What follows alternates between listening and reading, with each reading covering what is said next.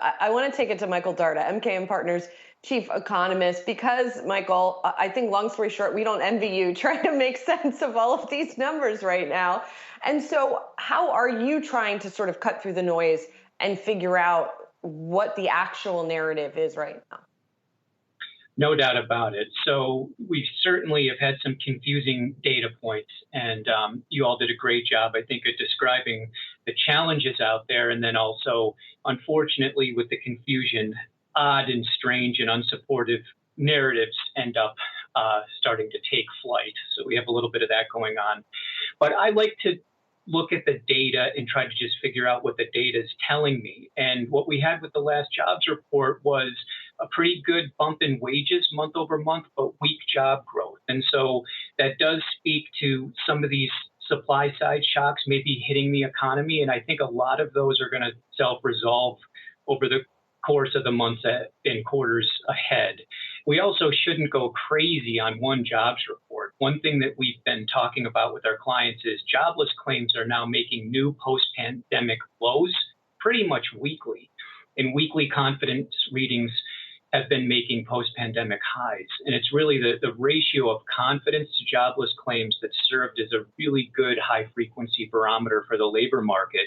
And there was a huge lift in April, even with those weak jobs numbers, and we're continuing to lift going into May. So I think we're going to see better job gains ahead.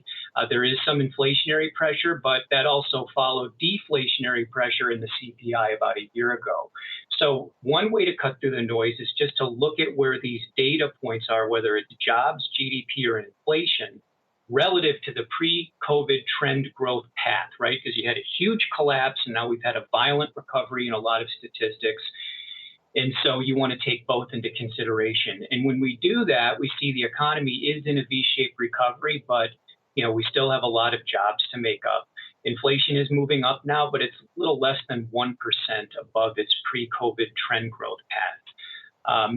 So we'll see how the rest of the year plays out. We're pretty optimistic on the economy. We're a little more cautious on risk markets, particularly the Nasdaq and what would be represented by high valuation growth stocks. I think, in this environment with the valuations up where they are, there's some real risk there. So it's a bit of a nuanced picture for investors, I'm afraid. Michael, if you still see a V-shaped recovery, why wouldn't tech be the stocks to own? Yeah, I think it just comes down to valuation. So there are parts of tech I think that can, certainly work here that is, that maybe are not commanding the valuations that are too steep and that would benefit from a V rebound and reopening. And there are other parts, I think, where not only are the valuations high, but reopening could actually be a threat to business models that thrived with the lockdowns and the shutdowns and the shelter in place activities. And so I think it's a really nuanced question, and it just depends on the valuations and it depends on the outlook for earnings. But just taking the Nasdaq as a whole, the forward valuations are 40% above the last 2 years of the last cycle. And the last cycle, as all of you know, we had a 10-plus year bull market with growth totally dominating. And so the configuration here from a valuation perspective is quite different than what we were looking at the dawn of the last bull market. And so I think that would be suggestive of some caution on the part of investors for some of the areas that were really high flyers last year.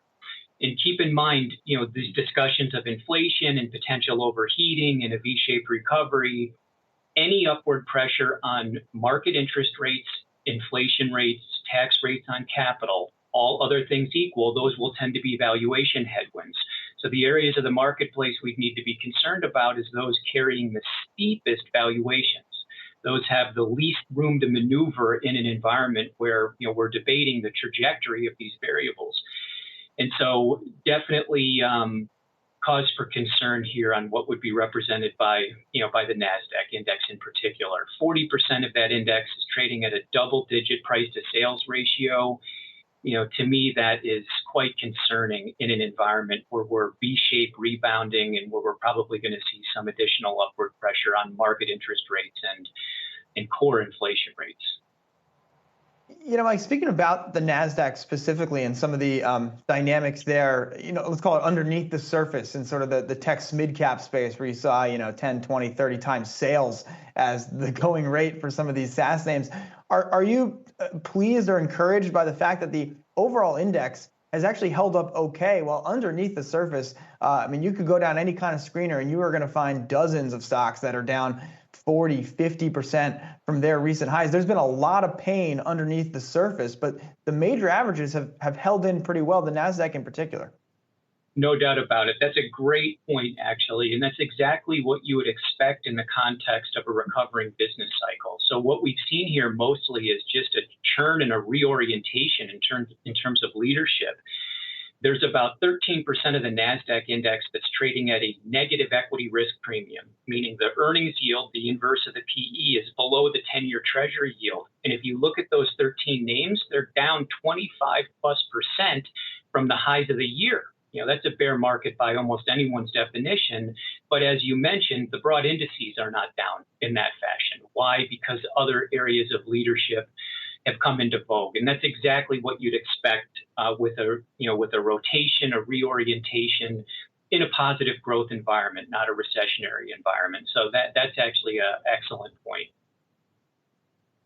Mike, finally, I want to ask you about crypto, because in your note to us, you sort of put them in the same category with some of these other high flyers, but you were just a moment ago talking about valuations of some of those, and I don't know how one really values crypto. Certainly you don't value it in the same way that you value some of this other stuff. So how are you thinking about that trade right now in contrast to the others?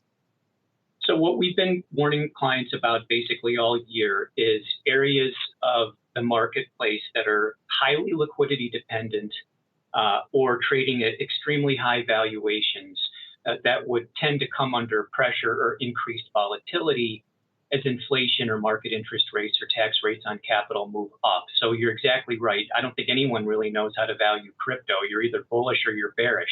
But you can be bullish on the underlying technology in the asset class, but simply acknowledge that this is a super volatile, very risky asset class, subject to repeated crashes and then booms. So if we're in an environment here, and we think we are, where a V rebound is going to add some pressure on inflation and market interest rates, where we probably have some increases in tax rates on corporations and capital coming up in the years ahead, we need to think about these areas of the marketplace that have been swept up into a speculative frenzy or are super liquidity dependent or are trading at extremely high valuations on a price to sales basis. So what would fit into that matrix would be crypto, the so-called Reddit trades, the 40% of the Nasdaq 100 trading at a 2-digit price to sales ratio. A dangerous place to be. So, I would just warn retail investors to be careful and not be dedicating too much of your portfolio to those areas if you do want to speculate. Good old-fashioned asset allocation and being wise about it. Michael Darda, MKM Partners Chief Economist and Market Strategist. Great to get time with you and with your Weimaraner there on the couch as well. Thanks so much, Mike.